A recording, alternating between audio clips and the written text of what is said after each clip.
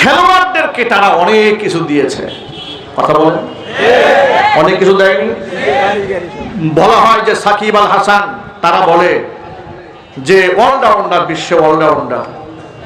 সাকিবকে তৈরি করতে এ রাষ্ট্রের কত কোটি কোটি টাকা খরচ হয়েছে, এটাকে আপনারা জানেন? সেই খবর তো আপনাদের কাছে নাই। তার পেছনে তার বেতন কত আন্দাজ আছে আপনাদের? একটা প্লেয়ারের বেতন কত? কয় লাখ? 7 লাখ। একটা প্লেয়ারের বেতন দিচ্ছে 7 লক্ষ টাকা মাসে। এতেও এদের অভাব যায় না। এরা ক্যাসিনো ব্যবসা করতে চায়, কথা বলে না কেন? সত্য না অসত্য?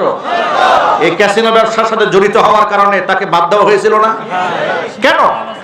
সিসার ক্লাব আছে, দেখেন, বার আছে মদের, মানে রাষ্ট্র 7 লক্ষ টাকা বেতন দেওয়ার পরেও এদের কলিজা ঠান্ডা করতে পারে না।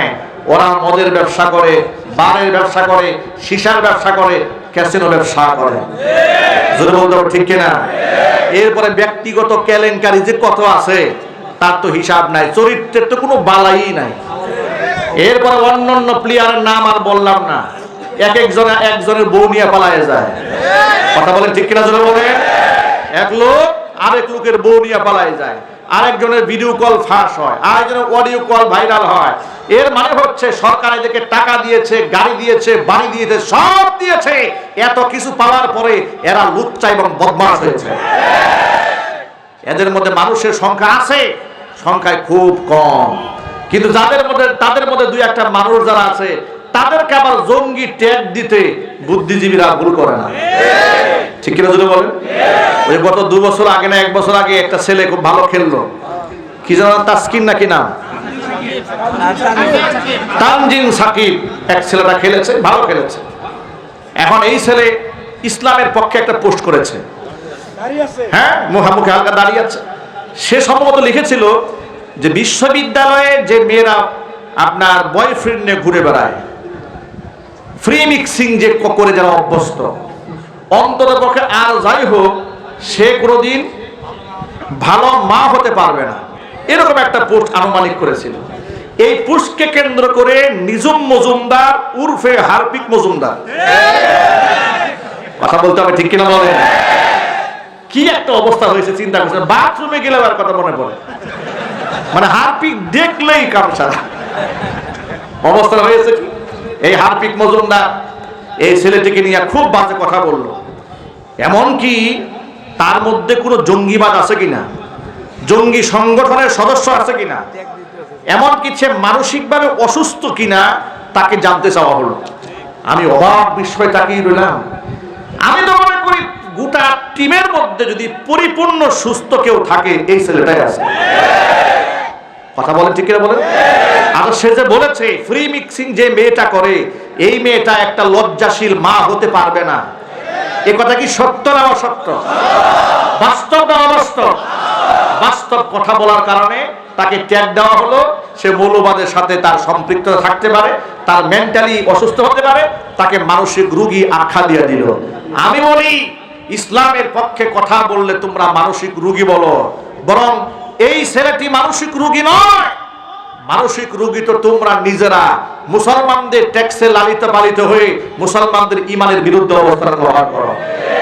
কথা যদি মানসিক বিকারগ্রস্ত যদি বলতে হয়, নিজুম মজুমদার সহ, শাহরিয়ার কবির সহ, মুনতাসির মামুন সহ যারা মুসলমানদের দেশে থেকে মুসলমানদের আকীদা বিধ্বংসী কাজ করেছে, ইসলামী সংস্কৃতি ধ্বংসের কাজ করেছে, আলেমদের বিরুদ্ধে কথা বলেছে, পাবনার সিটগুলো খালি করে ওদেরকে ভর্তি করিয়ে সেখানে বিদ্যুতের শব্দ দরকার, কথা বলা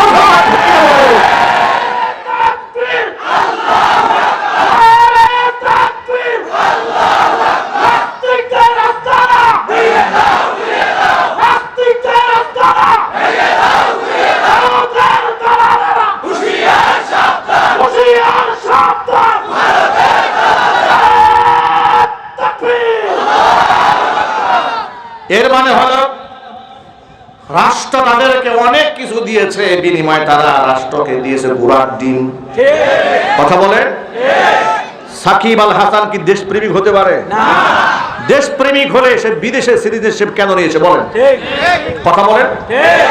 আমেরিকার US ডলার দিয়ে কি সে বড়লোক হয়েছে? না। এদেশের মানুষের ভালোবাসা এবং সিম্পিতিকে পুঁজি করে হাজার কোটি টাকার মালিক হয়েছে। যে দেশের মানুষের সিম্পিতি ভালোবাসা নিয়ে শত কোটি টাকার মালিক হলে ওই দেশের মানুষ যখন চরম বিপদগ্রস্ত ছিল, এ দেশের মানুষের পাশে তুমি দাঁড়িয়ে একটা টু শব্দ করো নাই কেন? তুমি মুজিববাদের 5 আটা গোলাম ছিলে। এদেশে আমার কলিজার টুকরা সন্তানদেরকে যখন পুলিশের বুলেট দিয়ে ঝাঁঝরা করে ফেলছিল, একটা সেকেন্ডের জন্য ছোট্ট 2টা লাইন লিখেও বলতে পারো নাই নিরীহ মানুষের মুখে এভাবে গুলি চালানো ঠিক হচ্ছে না, অন্যায়ের প্রতিবাদ জানায়, তুমি বলো নাই। কথা বলেন ঠিক কিনা বলেন? আবার দেখি কিছু লোকেরা রাজপথে মিছিল করে সাকিব আল হাসানের ভক্ত। এগুলা সাকিব আল হাসানের ভক্ত নয়, এগুলা সাকিব লীগ। কথা বলেন ঠিক কিনা বলেন? আলেম হত্যাকারী, ছাত্র হত্যাকারী, মানবতা বিরোধী, মানবতা বিধ্বংসী, ইসলাম বিরোধী কর্মকাণ্ড যে লীগ করেছে, ওই লীগের প্রত্যেকটার বিচার হওয়ার আগ পর্যন্ত বাংলার বাড়িতে কোন লীগকে পরিচয়ে দাঁড়াতে দেওয়া হবে না। মুসলমানদের ঐক্যবদ্ধ হয়ে গর্জে উঠতে হবে, রাজিয়া সিংহরা দোহার করতে চায়।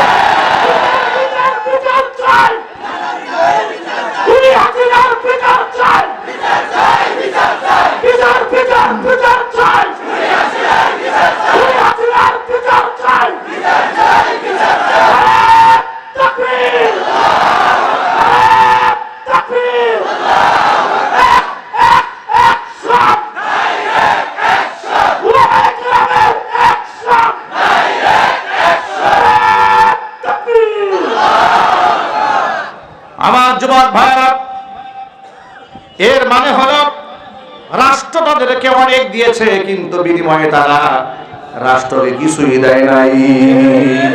না রাষ্ট্রকে দিয়েছে, না এদেশের মানুষকে দিয়েছে। কথা বলেন?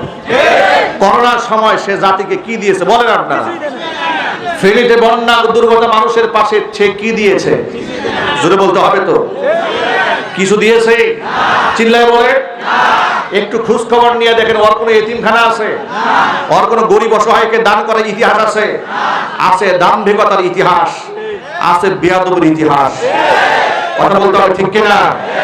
হারামখোরেরা তো দাম্ভিক হবেই, হারামখোরেরা তো অহংকারী হবেই। তার অহংকারকে দেশের মানুষ পায়ের নিচে ধরে চূর্ণ বিচূর্ণ করে ছাড়বে ইনশাআল্লাহ।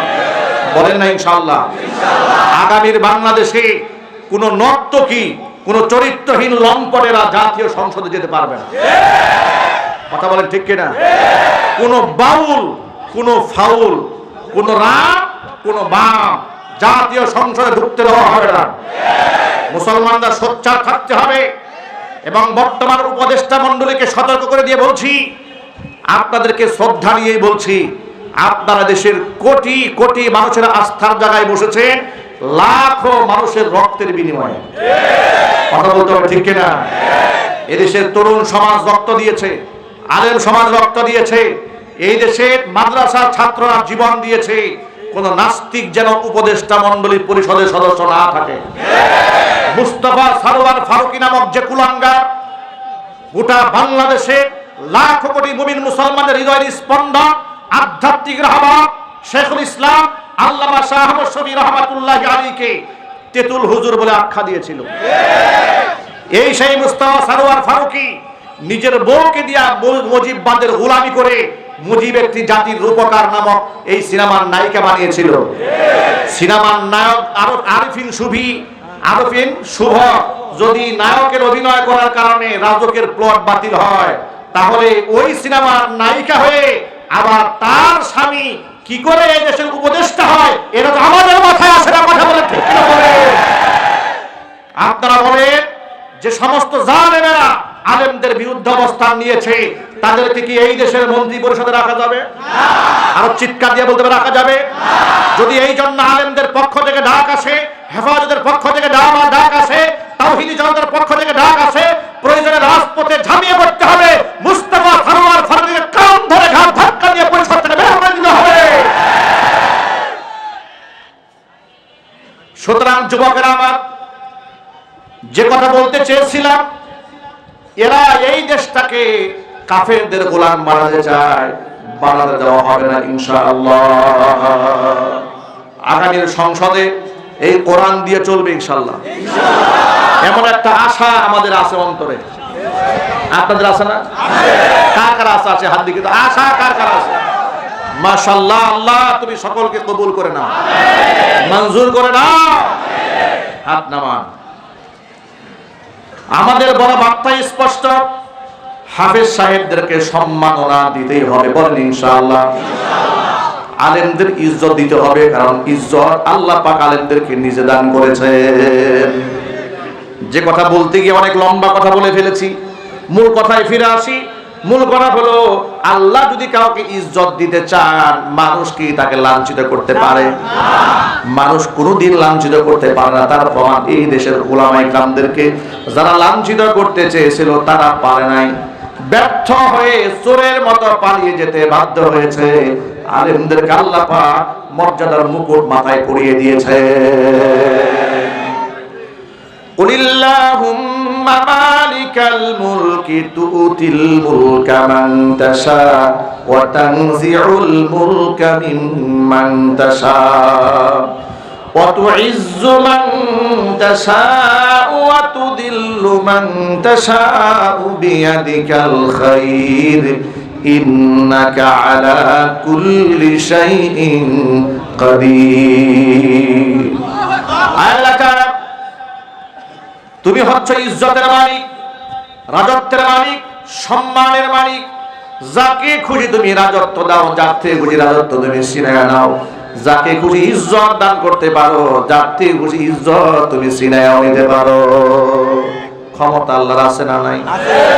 ইব্রাহিম আলাইহিস সালাতু ওয়াস সালাম কি অপমানিত, লাঞ্ছিত করার জন্য নমরুদ তাকে ডাক দিয়েছে, তার নামে বিচার হবে। জাতির পিতা ইব্রাহিম আলাইহিস সালাতু ওয়াস সালামের বিরুদ্ধে আজকে একটা বিচার দাঁড় করানো হয়েছে।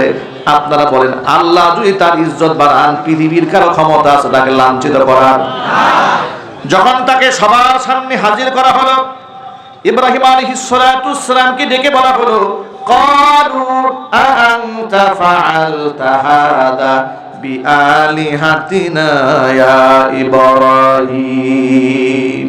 ও ইব্রাহিম, তুমি কি আমাদের দেবতার সাথে এই বাজে কাজটা করছো নাকি? ইব্রাহিম আলাইহিস সালাম বলছেন, ক্বালা বাল ফাআলাহু কাবীরুহুম হাদা ফাসআলুহুম ইন কানু ইয়ানতিকুন। এদের মধ্যে যে বড় মেয়ে আছে, বড় মেয়ে এই কাজটা করেছে। সুবহানাল্লাহ। এদের মধ্যে বড় মিয়া দেখাইছে নিজের দিকে। এটা ছিল একটা কৌশল।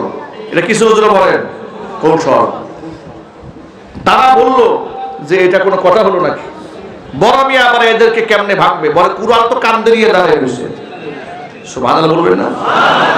অপরাধী অপরাধের বস্তু হাতে নিয়ে দাঁড়ায় আছে, আর আপনারা আমাকে জিজ্ঞেস করছেন আমি ভাঙছি কিনা, কাজটা কেমন হলো আপনারাই বলেন।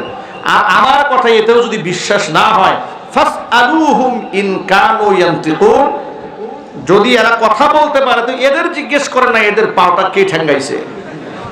সুবহানাল্লাহ। এখন আপনারা বলেন এদের কি কথা বলার ক্ষমতা আছে? এমন এক প্রশ্ন করে বলেছে, ইন কানু ইয়ানতিকুন, কথা বলতে পারলে জিজ্ঞেস করেন। ফারাজাউ ইলা আনফুসিহিম ফাকালু ইন্নাকুম আনতুমুজ জালিমুন। নমরুদ মাথা নত করে নিজেদের মধ্যে পরস্পরে একে অপরকে বলছে, আচ্ছা দলিল এবং যুক্তি তর্কের দিক থেকে তোমরা তো দুর্বল, নিজেরা দলিল প্রমাণের দুর্বল হয়ে আরেকজনকে বেইজ্জত করার জন্য মিটিং ডাকছো। আজকে তো ইজ্জত নিয়ে বাড়ি ফিরতে পারবা তো নাকি? তাকে তো ইজ্জত নষ্ট করা যাচ্ছে না, কারণ সে যে পয়েন্টে ধরেছে। এখন তোমরা দুর্বল, অতএব এই ব্যাপারে আর মাথা গরম করে কিছু বলা যাবে না। যা বলা ঠান্ডা মাথায় কিছু বলো। সুবহানাল্লাহ। ইজ্জত দেওয়ার মালিক কে? আল্লাহ বলছেন, সুম্মা নুকিসু আলা রুউসিহিম, তারা নিজেরা একটু মাথা নত করলো, লজ্জিত হলো। লজ্জিত হয়ে নরম কণ্ঠে বলল, قال لقد علمت ما هؤلاء ينطقون। ইব্রাহিম, তুমি তো জানো এরা কথা বলতে পারে না। ইব্রাহিম আলাইহিস সালাম তখন কি বললেন শোনেন। قال أفتعبدون من دون الله ما لا ينفعكم শাইআন ওয়া লা ইয়াদুররুকুম, তোমাদের উপকার অপকার কিছুই করতে পারে না। এমন দেব দেবীর পূজা অর্চনা তোমরা করো, কেন তোমরা করো?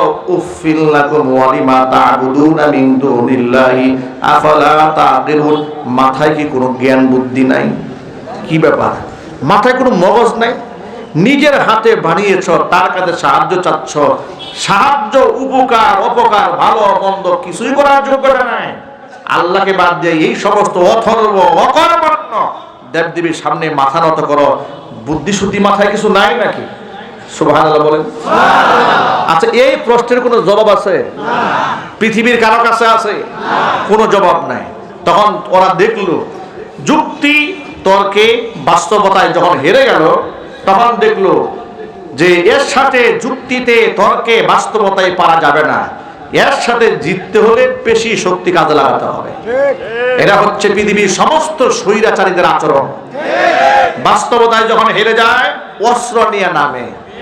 কথা বলতে হবে ঠিক কিনা যদি বলেন? অস্ত্র নিয়ে নামে। এরা অস্ত্র নিয়ে নামলো। অস্ত্রটা কি?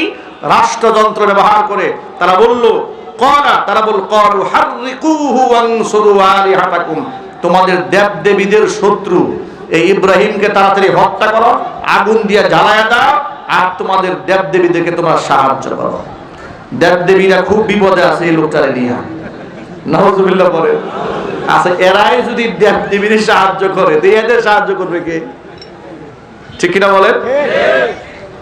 তাড়াতাড়ি আগুন দিয়ে জ্বালিয়ে দাও, হত্যা করো। কোরআন বলছি ওরা বিরাট বড় অগ্নিকুণ্ড বানালো। অগ্নিকুণ্ডের মধ্যে যখন তারা প্রজ্বলিত আগুন দিয়ে দিল, দাও দাও করে আগুন জ্বলছে, অনেক লম্বা ইতিহাস। তাকে যখন ফেলা হলো আগুনের মধ্যে, জামা কাপড় টেনে ছিঁড়ে ফেলা হয়েছে। একজন নবীকে এমন অসম্মানজনক ভাবে অগ্নিকুণ্ডের মধ্যে ফেলে দেওয়া হলো। আল্লাহ পাক চাইলে আগুনটাকে নিভিয়ে দিতে পারতে, কিন্তু নেভালেন না। না নিভিয়ে সরাসরি আগুনকে হুকুম করলেন, কুলনা ইয়া নারু কুনি বারদাও ওয়া সালামান আলা ইব্রাহিম। আমি আগুনকে বললাম, আগুন কুনি বারদাও ওয়া সালামান আলা ইব্রাহিম, আমার ইব্রাহিমের জন্য আরামদায়ক ঠান্ডা হয়ে যাও।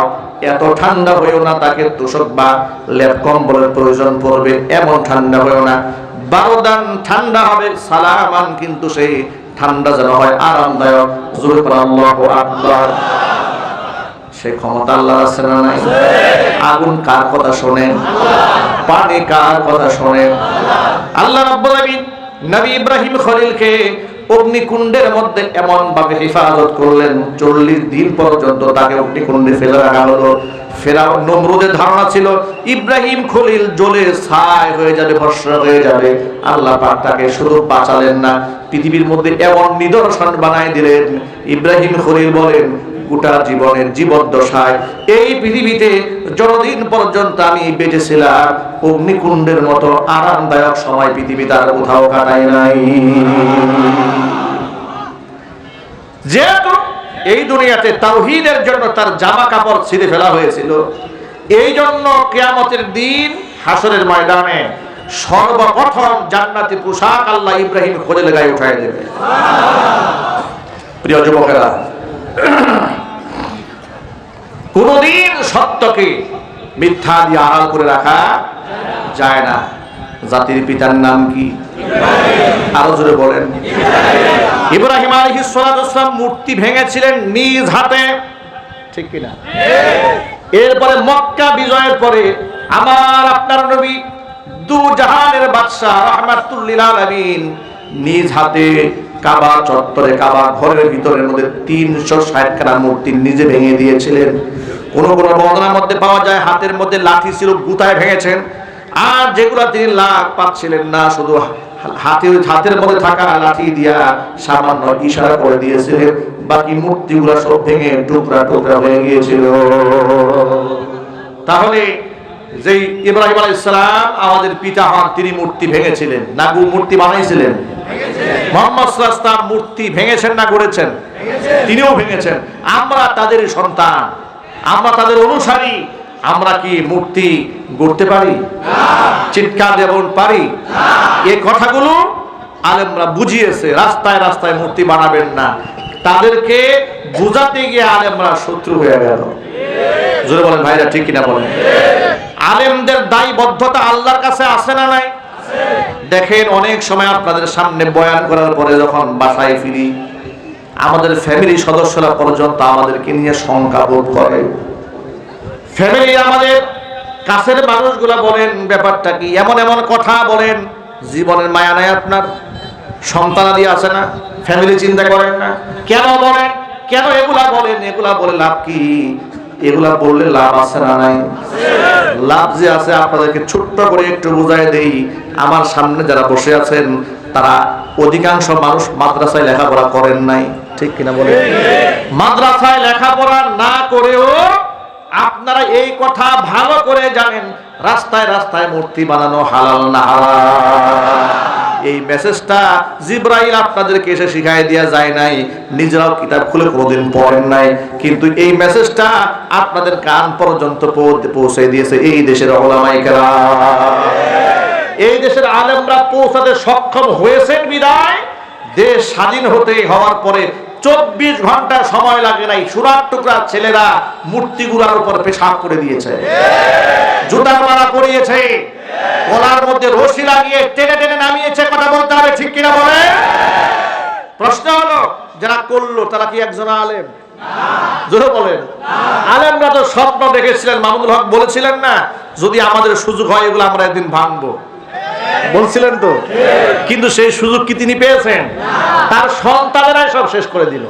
প্রশ্ন হলো, যারা আলেম নন তারা কেমনে বুঝলো যে এটা রাখা যাবে না? কে বুঝিয়েছে তাদেরকে?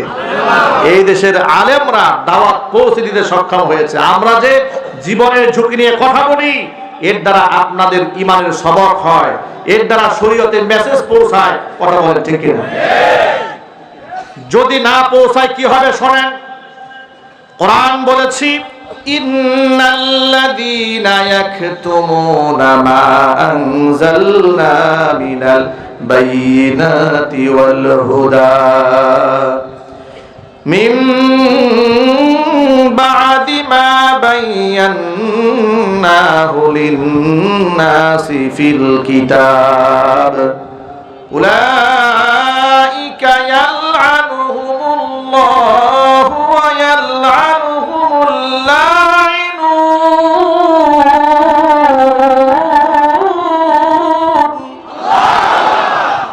আল্লাহ পাক বলেছেন, কিতাবে যা নাজিল করেছি, যে হিদায়াত, যে সুস্পষ্ট বর্ণনা যা আমি আল্লাহ নাজিল করেছি, যারা মানুষের সামনে লুকায় রাখে, বলে না, ওই সমস্ত আলেমদের উপরে আমি আল্লাহর লানত আর গোটা জগৎবাসীদের লানত। জোরে জোরে কর নাউজুবিল্লাহ। সুতরাং হকপন্থী আলেম যারা আল্লাহর পথে চলে, আল্লাহর কথা বলে, তাদের কোনো ভয় আছে? জোরে বলেন। যারা আল্লাহর পথে চলে, আল্লাহর কথা বলে, আল্লাহকে ভালোবেসে সপেছে জীবন, তাদের কিসের ভয়? কে করে পরাজয়? শহীদি তামান্নাতে নাচে তার মন।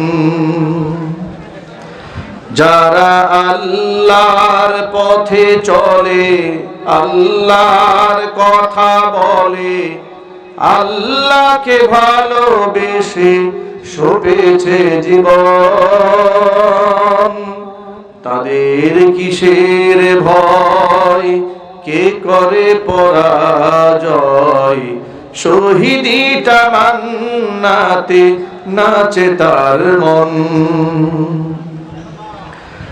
হাসনা হেনার গ্রামে ভুলে না হৃদয় তার, কালিমার মিশক মাখা হৃদয় রয়েছে যার।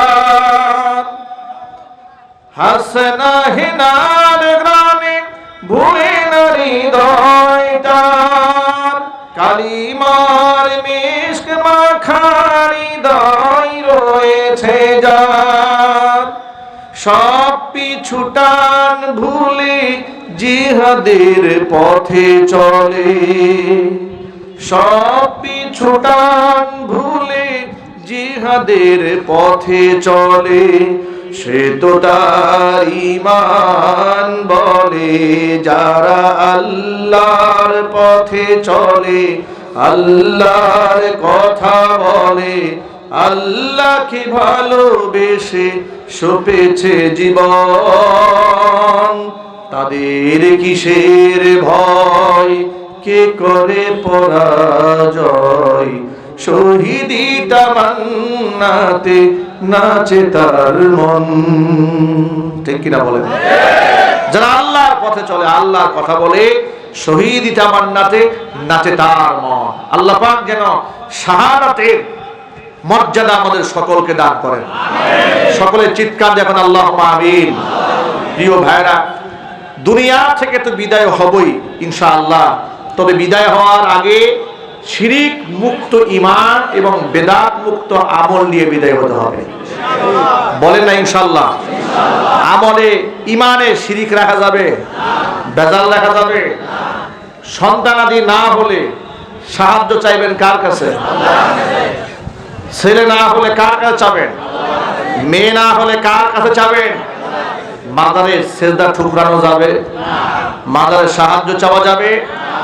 আমি সারা বাংলাদেশ ঘুরে যখন দেখেছি বাংলাদেশের অনেক মুসলমানেরা সন্তানাদি না হলে মাজারে চলে যায়।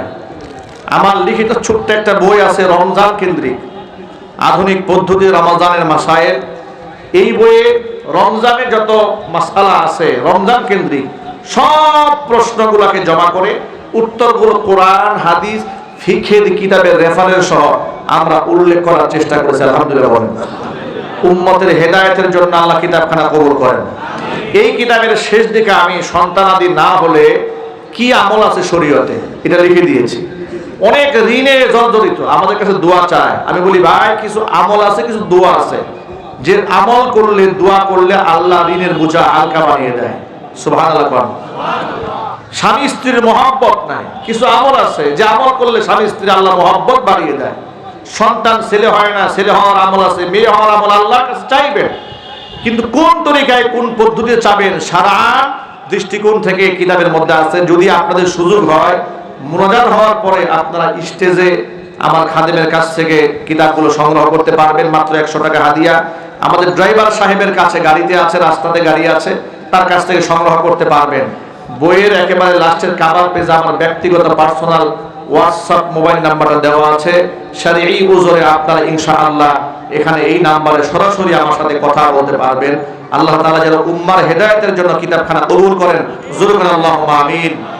আমি অন্তঃস্থল থেকে আমার এই মসজিদ কমিটির ভাইদের জন্য দোয়া করি।